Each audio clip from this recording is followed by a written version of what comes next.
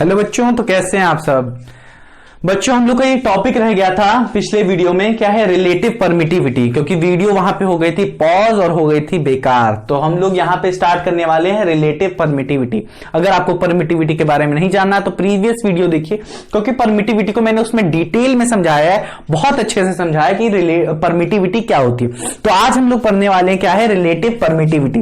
Relative permittivity में थोड़ा बहुत इंट्रोडक्शन हो गया था, वहां पे क्या था, रिलेटिव परमिटिविटी के बारे में मैंने आपको बहुत ही अच्छे तरीके से, बहुत ही अच्छा एग्जाम्पल लेके बताया है, हल्क वाला। तो यहां पे देखिए क्या है, रिलेटिव परमिटिविटी के बारे में हम लोग थोड़ा बहुत समझेंगे।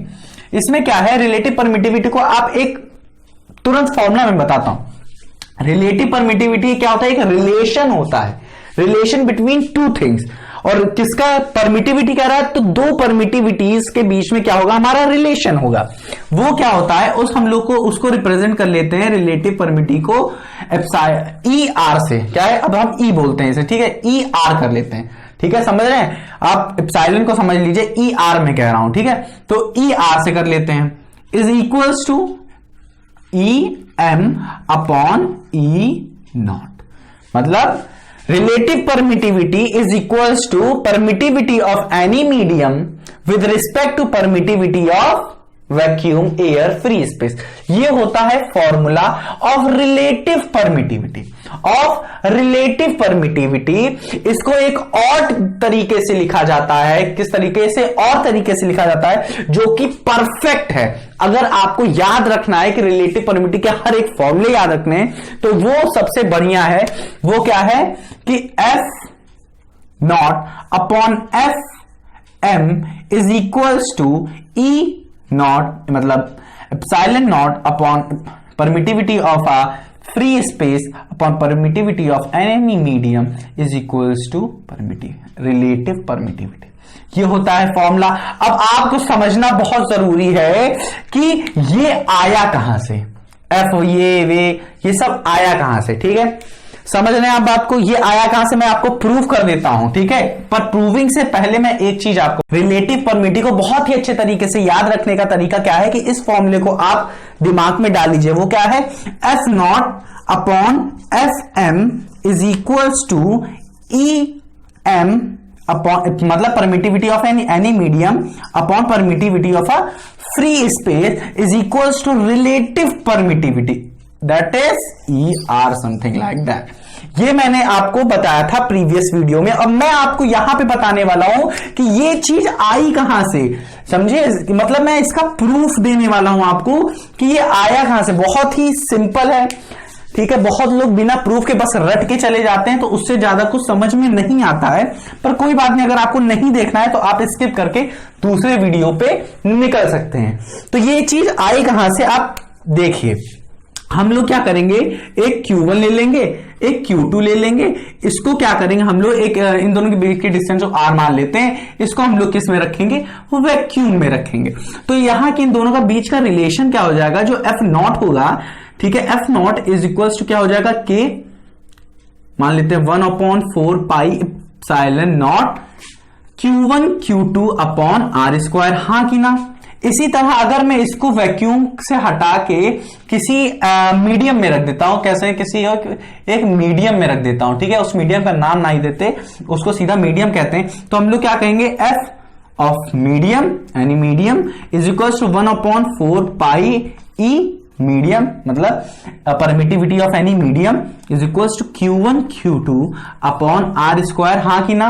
अब हम लोग क्या करेंगे, इनका रेशियो अगर निकालें तो हम लोग को क्या मिलेगा, F not upon F M is equals to, जब आप इसको रखेंगे तो इधर मैं दिखा देता हूं, बहुत सारे हमारे एक प्रिय बच्चे हैं जिनको ये भी नहीं करना आता है, ठीक है।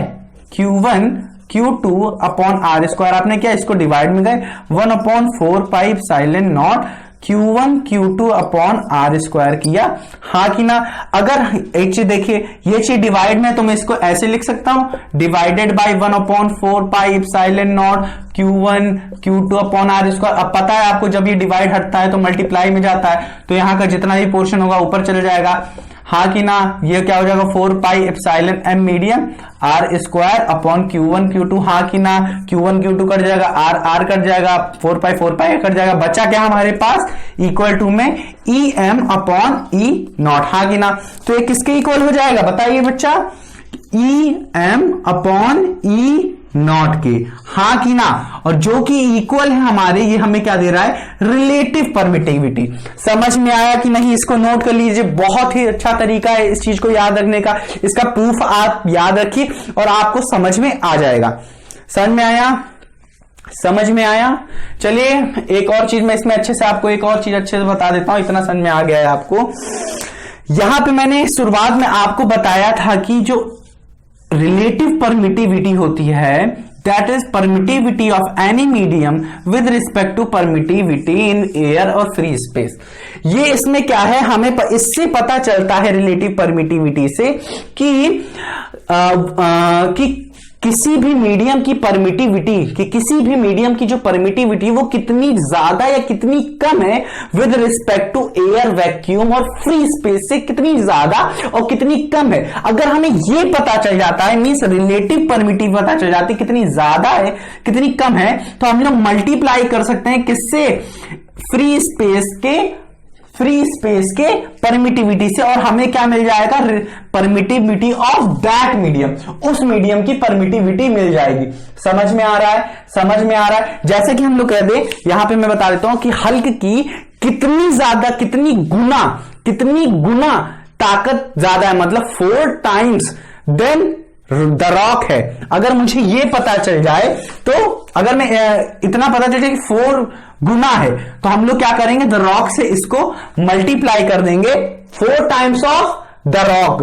तो मतलब 4 टाइम्स द रॉक क्या है, एप्सिलॉन नॉट मान लेते हैं। 4 टाइम्स द रॉक अगर मैं कह देता हूं, तो हमें किसकी मिल जाएगी, हल्क की मिल जाएगी, हाँ कि ना। कितने गुना है कितने कम है वो इससे हमें पता चल जाएगा। तो इसीलिए हम लोग यहां पर रिलेटिव परमिटिविटी का शब्द यूज किए हैं कि relative permittivity is equal to permittivity of any medium with respect to permittivity of free space. अगर आप इसका न्यूमेरिकल करना चाहते हैं, तो एक सिंपल सा न्यूमेरिकल अगर मैं दे दूं आपको कि permittivity of relative permittivity is something 4, ठीक है, किसी भी तरह दे सकता है, कह सकता है कुछ f/10 कह सकता है, या 10f कह सकता है, 10f कह रहे हैं, 10 एप्सिलॉन ये कह सकता है। मतलब मैं आपको सीधा सीधा बता रहा हूं इसकी वैल्यू, ठीक है, समझ रहे हैं कि नहीं। 10 दे सकता है, 2 किसी भी तरह से दे सकता है, 10, 100 पॉइंट में दे सकता है। तो आप क्या करेंगे, इसकी वैल्यू से मल्टीप्लाई कर देंगे। जैसे इससे फिर ये दिया है आपको,